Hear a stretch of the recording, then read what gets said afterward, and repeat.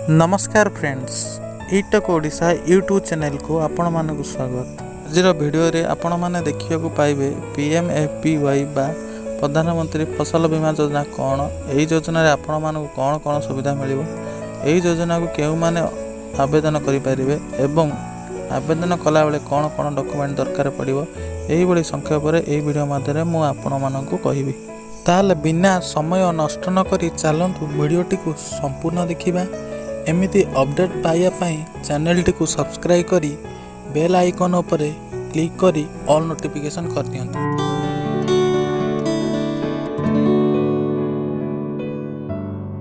ताले फ्रेंड्स, वीडियोटी को स्टार्ट करिया पूर्व एही योजनाटी विषय रे जानि नबा। एही योजना केउ माने पकई परिबे, एही योजना रो कोन कोन सब बेनिफिट्स मिलिबो। योजनाटी हेउची सेंट्रल गवर्नमेंट को द्वारा जारी करा जाइतिबा चाषी भाई मानक पाई एक स्कीम, जेउथिरे कि चाषी भाई माने निज फसलर बीमा बा इंश्योरेंस करिबा को पड़ी थाए। जेमिति आपण कोनोसी गाड़ी बा घर बा दुकान किंबा जीवन बीमा करिसंती, सेही परि मध्ये आपण आपनको फसलर बीमा करि पारिबे। जदि कोनोसी प्राकृतिक विपर्यय जेपरि बात्या, मरुड़ी, बन्या, कुआपथर माड़ होई जदि आपन फसल नष्ट हो जाए, जदि आपन फसल बीमा करिथिबे, ताहले आपणकर होइथिबा क्षयक्षतिर भरण पोषण करि पारिबे। इंश्योरेंस पाई आपनको खूब कम टंका दबाकू पड़ी थाए।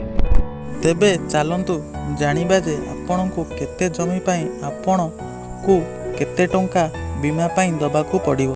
प्रथमे आपण कंप्यूटर किंबा मोबाइल रे कौनसी को ब्राउजर को जाई सर्च बार पर पीएमएफबीवाई टाइपिंग करंतु।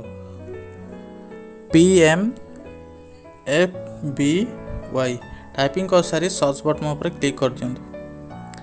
क्लिक कला पर एई भली एक होम पेज आसीबो, जेउतरे pmfbwi.gov.in लिंक पर क्लिक करंतु। क्लिक कला परे पीएमएफबीवाई बा प्रधानमंत्री फसल बीमा योजनार ऑफिशियल वेबसाइट ओपन हो जिवो। जदि आपण जमी अनुसार केते टଙ୍କା देबे एवं सरकार आपन केते टଙ୍କା देबे जदि देखिया को चाहछनी, ताले इंश्योरेंस प्रीमियम कैलकुलेटर पर क्लिक करंतु। क्लिक कला परे आपण को सीजन बाछि नियंतु। एठी देखंतु खरीफ और रबी अछि, जेहेतु एबे खरीफ फसल चलछि आपण खरीफ फसल ऊपर चूज करंतु। तापरे ईयर जगह रे वर्ष दे दियंतु। तापरे स्कीम बाछि नियंतु। एठी देखंतु दुईटी स्कीम अछि, गोटे प्रधानमंत्री फसल बीमा योजना, गोटे weather based crop insurance scheme. मु जेहेतु प्रधानमंत्री फसल बीमा योजना विषय रे कहछि, मु प्रधानमंत्री फसल बीमा योजना सिलेक्ट करनि होछि। देन स्टेट आपन सिलेक्शन करनी देखंतु ओडिशा। तापर आपन डिस्ट्रिक्ट सिलेक्ट करनी, तापर क्रॉप सिलेक्शन करनी। देखंतु एठी ग्राउंड नट, पीनट अछि आ पेडी अछि। जेहेतु धान ऊपर मो इंश्योरेंस करिया चाहूँ, मो धान सिलेक्ट करनी होछि। तापर एरिया आपन केते एरिया रे इंश्योरेंस करिवे, आपन को केते टଙ୍କା दबाक पड़िबो, गवर्नमेंट आपन को केते टଙ୍କା दबो। जदि जानिया चाहूँगी ताले आपण एठी आपण एरिया लिखि दियंतु। जदि आपण जमीर एरिया जना नाही बा केते हेक्टर, केते डिसिमिली, केते गुंठ जदि जना नाही, ताले आपण को पट्टा जाइए देखिपारे। जदि आपण पाखे आपण पट्टा नाही, ताले आगुरु पट्टा केमिति आपण पाई परिबे ऑनलाइन लु, ए विषय रे आगुरु आम चैनल रे वीडियो अछि, आपण जाइए देखि पारिबे। देखो ये मु 0.5 हेक्टर नहीं जाऊँगी। नेला परे कैलकुलेटर पर क्लिक कर क्लिक कला परे ये भाई एक पेज आसीज। देखो आपण को कंपनी इंश्योरेंस दब। देखो रिलायंस जनरल इंश्योरेंस दब आउ आपण केते एरिया भितर होची इंश्योरेंस करछन। देखो 0.5 हेक्टर में देथेनी। तापर आपन को केते टका इंश्योरेंस चार्ज दबाक पड़िबो, एठी लिखा अछि 657 टका 50 पैसा, जहाँ आपन 0.5 हेक्टर देबे। गवर्नमेंट आपन पई केते टका दबो इंश्योरेंस कंपनी के 3386 ଟଙ୍କା ଦେବ। ତାପରେ ଆପଣ ଯଦି କୌଣସି ପ୍ରାକୃତିକ ବିପର୍ଯ୍ୟୟରେ କ୍ଷୟକ୍ଷତି ହୁଏ ଆପଣଙ୍କୁ କେତେ ଟଙ୍କା ମିଳିବ?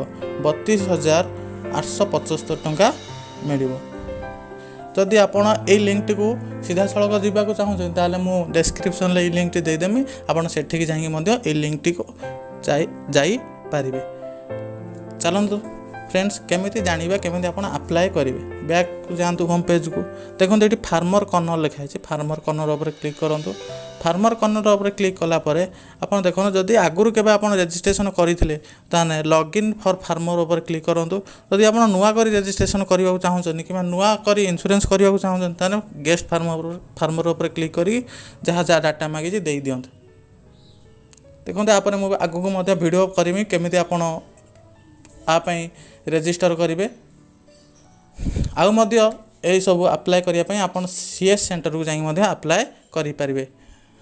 तापर देखु आपड़ जदि क्रॉप्स के नष्ट हो जाए ताको 72 घंटा भितर आपको रिपोर्ट देवा पड़ो। रिपोर्ट देवाई ये जाकि आप जो देखु होम पेज अच्छी